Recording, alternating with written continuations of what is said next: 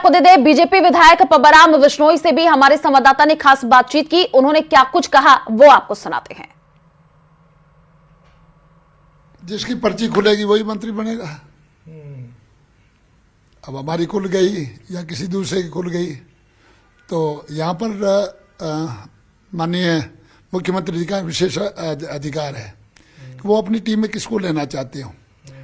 हम एक कार्यकर्ता के रूप में काम करेंगे और यदि कोई दायित्व देता है निश्चित तौर से उसकी पालना प्राणपण से करेंगे।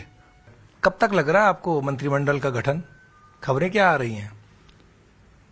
अब तैरती हुई खबरें आ रही है इलेक्ट्रॉनिक मीडिया के माध्यम से अथवा प्रिंट मीडिया के माध्यम से कि अभी 1-2 दिनों में हो सकता है।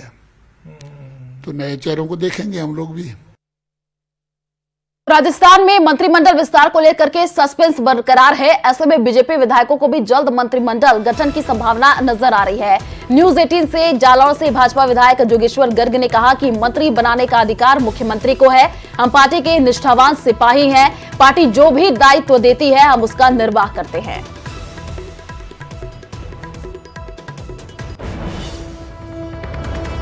जोगेश्वर गर्ग से, जो कि 5 बार के विधायक हैं, और माना यही जा रहा है कि वो भी भजनलाल कैबिनेट में बड़े मंत्री बन सकते हैं। कैसा लग रहा है? एक एक दिन गुजर रहा है बड़ी मुश्किल से।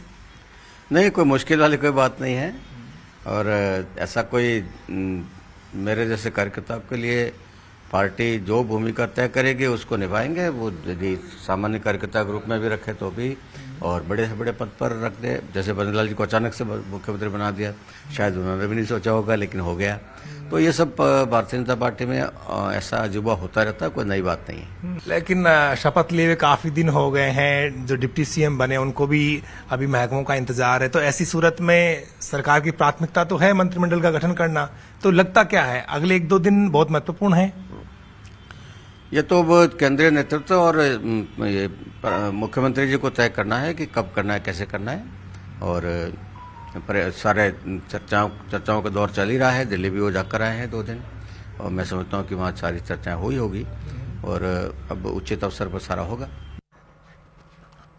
तो दौसा से बड़ी जानकारी आपको दे दें। दौसा सीट पर हार के बाद प्रत्याशी ने रिपोर्ट भेजी है। शंकर शर्मा ने बीजेपी आलाकमान को रिपोर्ट भेजी है और बीजेपी नेताओं पर सहयोग नहीं करने का आरोप। सुरेश घोषी, पुष्पा घोषी, लोकेश शर्मा, ऋषभ शर्मा प्रचार में सहयोग नहीं करने का आरोप लगा है। आपको बता दें कि प्रदेश मंत्री, पूर्व जिलाध्यक्ष पर भी आरोप लगाए गए हैं। कांग्रेस के एजेंट के रूप में काम करने का आरोप है और दोनों पर पार्टी विरोधी माहौल बनाने का आरोप है। कांग्रेस प्रत्याशी के समर्थन में पैसे बांटने की बात कही है। तो सीएम भजनलाल शर्मा ने आज राधा स्वामी सत्संग भवन में आयोजित पावन सत्संग में शामिल हुए और डेरा ब्यास के प्रमुख बाबा गुरिंदर सिंह ढिल्लों से मुलाकात की है और उनका आशीर्वाद भी लिया है। इसके बाद सीएम ने अपने सोशल मीडिया प्लेटफॉर्म एक्स पर पोस्ट करते हुए लिखा कि मुझे पूर्ण विश्वास है उनके आशीष के साथ सुशासन को समर्पित हमारी सरकार वीरभूमि राजस्थान को विकास व उन्नति की नित नई ऊंचाइयों पर ले जाने में सफल होगी।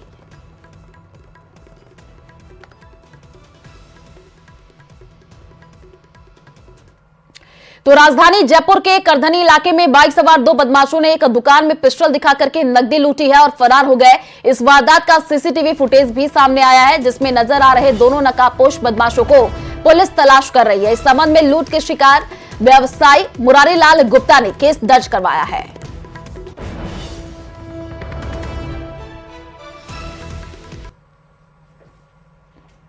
तो पिस्टल दिखा करके लूटपाट की गई है और तस्वीरें भी हम आपको टीवी स्क्रीन पर दिखा रहे हैं।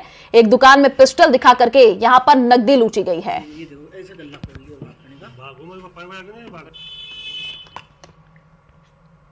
तो बीकानेर के श्री डूंगरगढ़ से बड़ी जानकारी आपको दे दें। युवक की हत्या का मामला है और मृतक के शव को परिजनों ने लेने से इंकार कर दिया है। आपको बता दें कि देरासर निवासी महेंद्र भादु की कल हत्या हुई थी और अभी तक मामले का खुलासा नहीं होने पर ग्रामीण नाराज है। आरोपियों की गिरफ्तारी होने तक शव लेने से इंकार है और श्री डूंगरगढ़ मोर्चरी पर बड़ी संख्या में ग्रामीण पहुंचे हैं। सेरुड़ा थाना क्षेत्र के देरासर गांव की ढाणी में हत्या हुई है। तो मृतक के शव को परिजनों ने लेने से इंकार कर दिया है। युवक की हत्या का यह पूरा मामला है और देरासर निवासी महेंद्र भादु की कल हत्या हुई थी। अब इस पूरे मामले में कार्रवाई की मांग की जा रही है।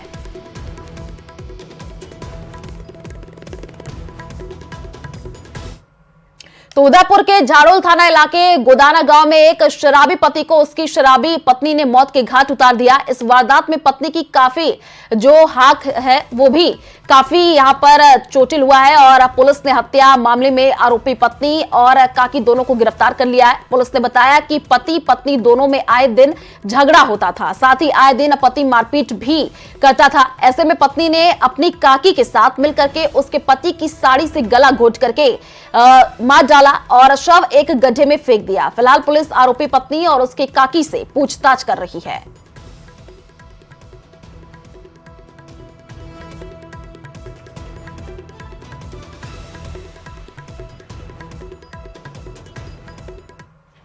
तो श्रीगंगानगर की श्रीकरणपुर विधानसभा सीट पर 5 जनवरी को होने जा रहे चुनाव को लेकर के भाजपा प्रदेश अध्यक्ष सीपी जोशी श्रीगंगानगर पहुंचे हैं और भाजपा प्रदेश अध्यक्ष और चित्तौड़गढ़ सांसद सीपी जोशी के श्रीगंगानगर पहुंचने पर भाजपा कार्यकर्ताओं ने रेलवे स्टेशन पर उनका जोरदार स्वागत किया है। भाजपा प्रदेश अध्यक्ष सीपी जोशी 2 दिवसीय दौरे पर श्रीगंगानगर पहुंचे हैं, जहां वो भाजपा जिला कार्यालय में भाजपा पदाधिकारी और कार्यकर्ताओं की बैठक लेकर के विधानसभा चुनाव को लेकर के दिशा निर्देश दे रहे हैं। वहीं श्रीकरणपुर सीट पर भाजपा प्रत्याशी के समर्थन में किसानों, युवा, व्यापारियों से संवाद करेंगे।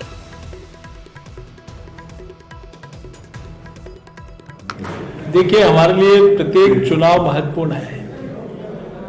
करणपुर चुनाव, चूंकि चुनाव के दरमियान कुछ परिस्थितियां बनी, अब वो वापस चुनाव हो रहा है, तो हम सब लोग पार्टी के प्रत्येक कार्यकर्ता प्रत्येक बूथ पर भारतीय जनता पार्टी की विजयश्री हो, इसके लिए हमारे समस्त पदाधिकारी, जनप्रतिनिधि इस अभियान में लगे हैं कि यहाँ भारतीय जनता पार्टी एक अच्छे बहुमत के साथ जीते और राजस्थान में भी इस चुनाव में कांग्रेस पार्टी ने कई प्रकार के हथकंडे अपनाए। 2018 में जिस प्रकार से जनता को गुमराह किया था, वैसे ही गुमराह करने का कुत्सित प्रयास किया, लेकिन काठ की हांडी बार बार नहीं चढ़ती। लोगों ने इनकी गारंटी पर विश्वास नहीं किया और मोदी जी की गारंटी पर विश्वास किया। और ये सच्चाई है कि मोदी जी ने जो कहा वो करके दिखाया, असंभव को भी संभव करके दिखाया। ऐसे अनेक काम हैं जिसके प्रति लोगों का अटूट विश्वास है। इसीलिए देश की जनता के मन में एक ही भाव है, सपने नहीं हकीकत बुनते हैं, इसीलिए लोग मोदी जी को चुनते हैं। ये भाव तब आता है जब लोगों में किसी नेतृत्व के प्रति अटूट विश्वास होता है, और यही विश्वास भारतीय जनता पार्टी की जीत का आधार है। और न सिर्फ ये चुनाव करणपुर का, बल्कि 2024 के लोकसभा चुनाव में भी एक बहुत बड़े अंतर के साथ 2014 से ज़्यादा सीटें 2019 में आई और 2019 से ज़्यादा सीटें 2024 में देश भर में आएंगी और फिर से नरेंद्र मोदी जी देश के तीसरी बार प्रधानमंत्री बनेंगे। अध्यक्ष जी, मंत्रिमंडल कब तक हो रहा है? कांग्रेस आरोप लगा रही है जनता ने सरकार तो बना दी, इनसे मंत्रिमंडल तक नहीं बना। नेता प्रतिपक्ष बन गया क्या अभी तक? कब उनको अपने गिरबान में जागना चाहिए। भारतीय जनता पार्टी एक अनुशासित पार्टी है। यहाँ माननीय मुख्यमंत्री जी और 2 मुख्यमंत्री जी का शपथ ग्रहण समारोह हो गया और बाकी शीघ्र ही मंत्रिमंडल के विस्तार की जानकारी, मंत्रिमंडल के गठन की जानकारी भी आप लोगों को मिलेगी। भाई साहब, गंगानगर में देश का सबसे महंगा पेट्रोल डीजल मिल रहा है। प्रधानमंत्री जी ने भी अपनी चुनावी रैलियों में कहा कि समीक्षा की जाएगी। इस विषय पर कब तक बढ़ने का आगे प्रयास? मैं ये कह सकता हूँ कि भाजपा ने जो कहा है वो निश्चित रूप से होगा और आदरणीय प्रधानमंत्री जी ने समीक्षा की बात की है, तो जल्द ही माननीय मुख्यमंत्री जी इस विषय में चिंता करेंगे और आदरणीय प्रधानमंत्री जी ने कहा है वो निश्चित रूप से होगा। सीमावर्ती जिला है गंगानगर, पिछली पूर्ववर्ती सरकार ने यहाँ से कोई मंत्रिमंडल में प्रतिनिधित्व नहीं मिला। क्या लगता है इस बार सिख समाज भी एक बड़ा वर्ग है और क्या इसमें मंत्रिमंडल में प्रतिनिधित्व मिलने जा रहा है, ऐसा कुछ है? देखिए, मंत्रिमंडल गठन चूंकि एक छोटा मंत्रिमंडल अभी आएगा, उसके बाद एक्सपांशन होगा। मैं सोचता हूं भारतीय जनता पार्टी हर वर्ग को, हर क्षेत्र को साधते हुए ये काम होगा। और ये जरूर मैं कह सकता हूं कि देश में पहली बार वीर बाल दिवस उन शहजादों के नाम पर मनाने का निर्णय अगर किसी ने किया है तो आदरणीय मोदी जी ने किया है। जहां पहले मुगलों के गौरव गाथाएं गाई जाती थी, आज उन वीर साहिबजादों का बलिदान दिवस वीर बाल दिवस के रूप में पूरा देश मना रहा है। ये काम अगर किसी ने किया है तो मोदी जी ने किया